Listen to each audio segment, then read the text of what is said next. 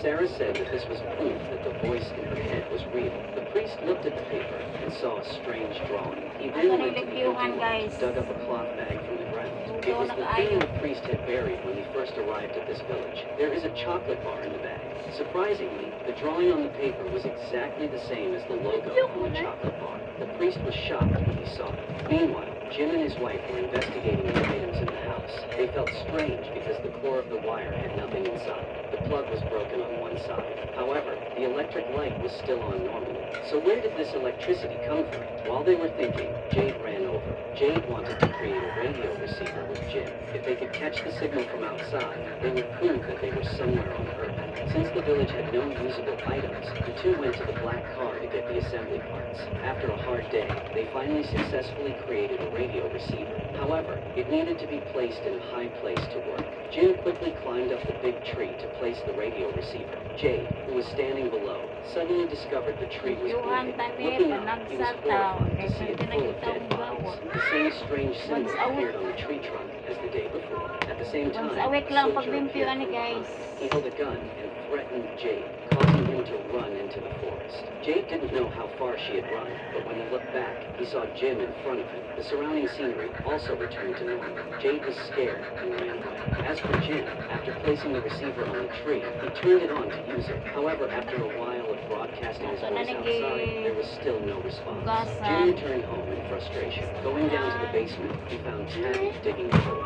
She said that all the house's electrical wires led underground. There must be something hidden underneath. Meanwhile, Jade was sitting in the restaurant, constantly drawing the strange symbol he had seen on the tree trunk. At this moment, Kenny's mother appeared. She looked at the symbol and realized she had seen it somewhere. Kenny's mother then led Jade into the storage room. There, they discovered that the strange symbol was very similar to the one in an ancient book. The mystery was gradually revealed. That night, in the communal house, while everyone was fast asleep, a man secretly went up the stairs, opened the window, and looked outside. There was a monster in the form of a beautiful woman. She asked when she could go inside. The man smiled after hearing that. His name was Kevin, a quiet person, usually did not like to interact with people around, and was always alone. No one knew that Kevin was a pervert. Every night, he secretly went to the window and talked to a monster in the form of a beautiful young woman. The monster often tried to seduce Kevin to let her in. That day was a special day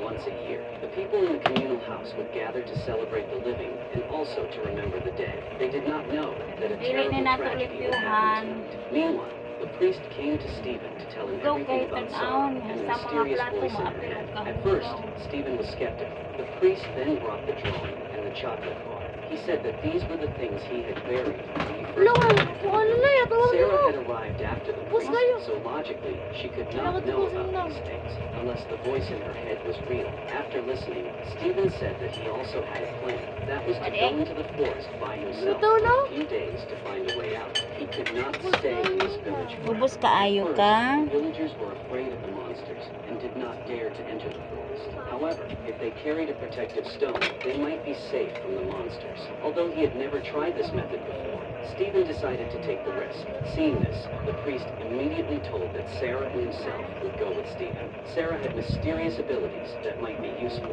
Meanwhile, at the communal house, Kevin, after many days of being seduced by the monster, finally opened the door to let it in. While the two were kissing, the monster suddenly bit Kevin's mouth. Before he could call for help, the monster rushed forward and killed him. The others were happily eating and partying, not knowing that the whole house was surrounded by monsters. A moment later, an Asian girl was about to go back to her room to sleep. As soon as she entered the room, she was immediately surrounded by monsters. They captured the girl and killed her on the spot. The people around who knew what had happened immediately raised the alarm. Everyone was scared and ran away. The monsters were enjoying hunting the poor villagers. The scene was extremely chaotic. At this time, Julia was with Victor. Julia wanted to ask him some questions about the village. At that moment, the alarm bell rang. Victor seemed to have known what was going to happen and had prepared everything. He threw a rope through the window, then escaped outside with Julia. While everyone was running away, Victor led Julia into the forest alone. They went to a big tree. Victor told Julia to jump into the tree trunk. It would lead her to another safe place.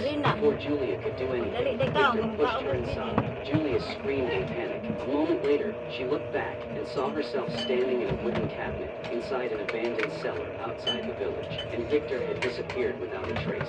Meanwhile, the people who were attacked at the community house were running to find a place to hide. They went to Stephen's house to ask for a place to stay for the night, while the priest was helping the people around. Suddenly, a monster suddenly rushed over and slashed his neck. Stephen immediately ran to help, quickly brought the priest into the house. However, it was too late. The priest bled to death. No one could help. After that night, the whole village was plunged into grief. 14 people were killed and eaten by the monster. Their bodies were scattered all over the village. This made Stephen want to carry out his plan immediately. Before leaving, Stephen left all the control to Kenny. Kenny was very sad but could do nothing more. Stephen then went to the infirmary to visit his son Ellis. After yesterday's incident, Ellis was lucky to only be slightly injured. Ellis had not been close to his father for a long time. He still could not forgive Stephen for the incident in the past. The past suddenly came back.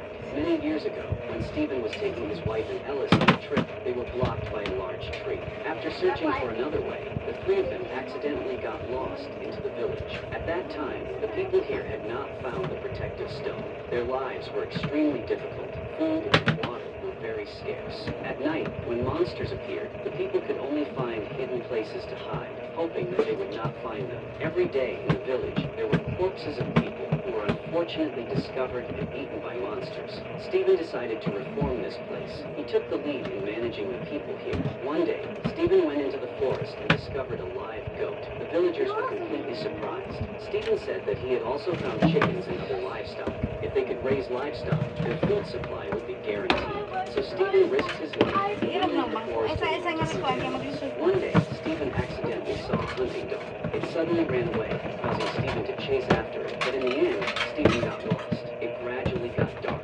Stephen could not find his way back to the village and was extremely scared. At that moment, Stephen accidentally slipped and fell into a cave. Before Stephen could react, monsters appeared outside. They slowly approached. Stephen thought he was about to die. However, the monsters only looked at him for a moment and then left. Only then did Stephen realize that the cave was filled with strangely shaped black stones.